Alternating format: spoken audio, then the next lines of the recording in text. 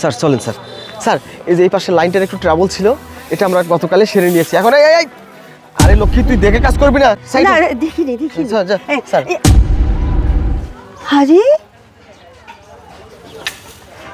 मेरा लड़का मेरा बेटा ए संतुष्टि কেমন আছিস বাবা? কতদিন পর আরে লক্ষ্মী তোর বেটা না, সাইড হ। তুই সাইডে হাত দিছিস কেন? নতুন স্যার বাবু শোন বাবু, হে আমার বেটা হে।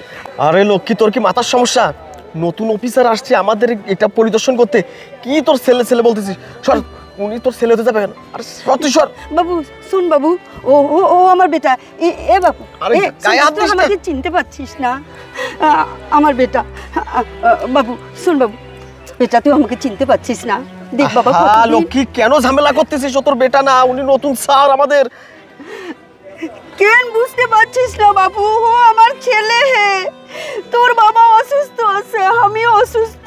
দেখ আমি কত কষ্ট করে চলছি, তুই আমাকে চিনতে পারছিস না? আমি তোর মা লাগি রে। দেখ না ভালো করে দেখ, আমি তোর মা। আরে লক্ষ্মী কথা বোঝ, উনি একজন অফিসার, তোর ছেলে হবে কিভাবে? তুই সাধারণ ঝাড়ুদার। রাস্তা স্যার। এ বাবু শোন বাবু, তুই বিশ্বাস কর ও আমার ছেলে। এ বাবু তুই আমাকে চিনতে পারছিস না? তুই আমার বেটা হে, বল না একবার। তুই আমার কথা শোন, এটা কিভাবে সম্ভব? তোর মতন একজন সাধারণ সুইপারের ছেলে এত বড় অফিসার হবে কিভাবে? তুই বুঝতে পারছিস না? তোর কিন্তু চাকরি থাকবে না, আমি বলে দিচ্ছিল কি। সর সাইড হ। না বাবু শোন দয়া কর আমার উপর, দয়া কর বাবু। স্যার প্লিজ আপনি ওর কথা কিছু মনে করবেন না।